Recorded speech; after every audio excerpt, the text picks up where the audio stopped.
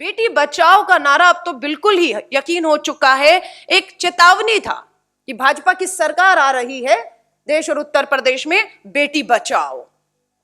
गंभीरता से लोगों ने नहीं लिया कि सरकार आ रही है और उस सरकार से ही अपनी बेटियां बचाना आज एक सबसे बड़ी चुनौती बन चुका है देश के लिए। आप सभी मीडिया साथियों से कहूंगी, खामोश कर दिया जाता है हर उस उठती हुई आवाज को जो इस सत्ता के खिलाफ उठती है, लेकिन ये आवाज पीड़िता और उसके परिवार के लिए उनके कानों तक पहुंचेगी तो यकीन है उस पीड़ित परिवार को भी न्याय की उम्मीद जिंदा रह पाएगी। वो हमारी बेटी जिसे अभी भी इलाज से, अच्छे इलाज से मैं कहूंगी वंचित रखा गया है, किन कारणों से नहीं समझ आ रही। हमने देखा है किसी वीआईपी को कुछ भी होता है, एक सेकंड के अंदर हवाई जहाज, प्लेन, डॉक्टरों की टीम खड़ी रहती है और तुरंत दिल्ली लाके उसे बस से बस अच्छे से अच्छा इलाज देने की कोशिश होती है। जब हमारी बेटियों के साथ जघन्य अपराध और जिंदगी और मौत के बीच में जूझती हैं तो कहां सरकार जो है वो पीछे हट जाती है। हम मांग करते हैं कि हमारी ये जो तीसरी 17 साल की नाबालिग बेटी जिंदगी और मौत से जूझ रही है उसे तुरंत दिल्ली शिफ्ट करके उसे अच्छा से अच्छा इलाज किया जाए ताकि अपराधियों तक हम लोग पहुंचने में कामयाब रहे, उन्हें सजा दे पाए और उदाहरण पेश कर पाए। आज सच में बहुत दुख और पीड़ा के साथ कहना पड़ रहा है कि ये घटनाएं रुकने का नाम नहीं ले रही, क्योंकि प्रधानमंत्री जी ने अपने भाषण में भी इस बात का जिक्र किया कि इच्छा शक्ति होना बेहद जरूरी है। सत्ता होना एक बात है, उस सत्ता में जो बैठा है क्या उसकी नीयत और उसके पास इच्छा शक्ति है? उस चीज का अभाव पूरी तरह से लगातार हम देख रहे हैं। प्रधानमंत्री जी से हाथ जोड़कर निवेदन करना चाहेंगे कि बेटियों के साथ हो रहे जघन्य अपराध राजनीतिक मुद्दा नहीं हो सकते, लेकिन 2017 के उत्तर प्रदेश के चुनाव का आपका भाषण, आपकी ये हुंकार, आपकी ये ललकार जो कहीं ना कहीं खामोश और शांत हो चुकी है, क्योंकि आपको भी पता है उंगली आपकी सरकार पर, आपके उन नेताओं पर उठ रही है जो कहीं ना कहीं अपराधियों के समर्थन में या उनकी ताकत बन जाते हैं और पीड़िता न्याय से दूर चले जाता है। जब भूकंप आता है तो कहते हैं उसका एक एपिक सेंटर होता है, केंद्र होता है। अब तो ऐसा लगता है कि बेटियों के साथ देश में जो लगातार हर रोज बलात्कार और हत्याएं हो रही हैं उसका केंद्र जो है वो उत्तर प्रदेश बनकर रह गया है। सरकार पूरी तरह असंवेदनशील है, कोई गंभीरता इसमें देखने को नहीं मिलती है। लोगों को पूरा दबाव बनाना पड़ रहा है, चाहे सोशल मीडिया हो, इलेक्ट्रॉनिक मीडिया, अपनी आवाजों को उठा रहे हैं कि किसी तरह सोती सरकार को जगाएं। हमारे देश की महिला बाल विकास मंत्री बहुत से मुद्दों पर बेबाकी से बोलती हैं, हर भाषा में ट्वीट करती है। हमें समझ नहीं आ रहा है कि स्मृति ईरानी जी आपको कौन सी भाषा समझ आएगी जिस भाषा में हम आपको समझाएं।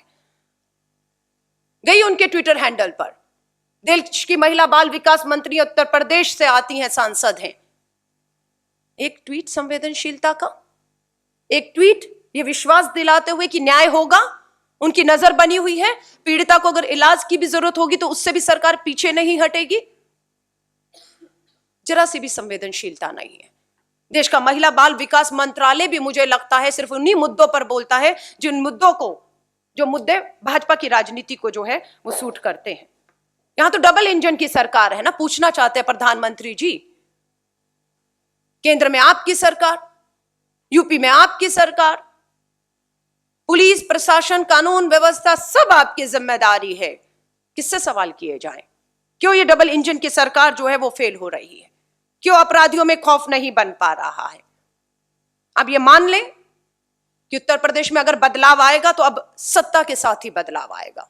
अगर यही हकीकत है तो मुझे लगता है कि अब आंदोलित होना होगा, अब सड़कों पर आना होगा। अगर सत्ता के साथ ही बदलाव संभव है तो फिर इस सत्ता को उखाड़ फेंकना होगा जो हमारी बेटियों को सुरक्षा देने में पूरी तरह से नाकामयाब हो रही है।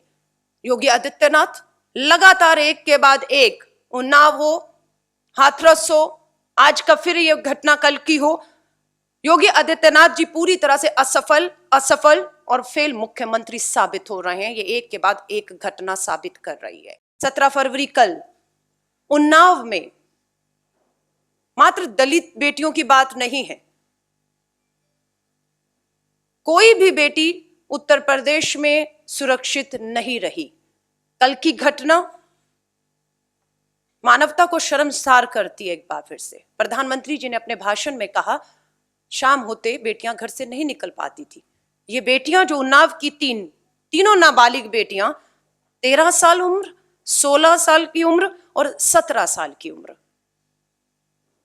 खेतों में चारा लेने जाती हैं दोपहर को, शाम तक घर नहीं लौटती। परिवार उन्हें खोजने के लिए पहुंचता है। बेटियों के हाथ और पैर बंधे हुए और चारों तरफ झाग फैली हुई।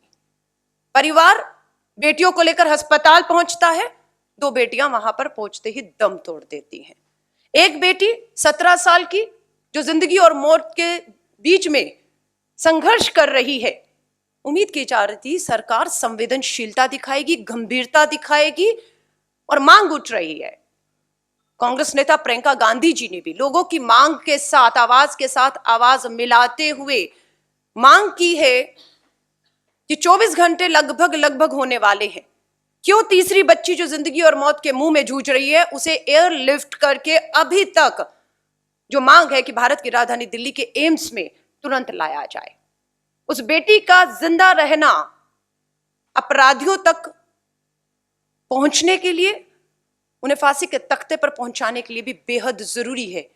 लेकिन देखने में आ रहा है कि हाथरस की घटना में भी बेटी को इलाज में देरी की वजह से जब वो दिल्ली लाई गई, देर हो चुकी थी और हाथरस की हमारी बेटी ने दम तोड़ दिया था। तब तक अभी भी सरकार किसका इंतजार कर रही है, समझ से परे है।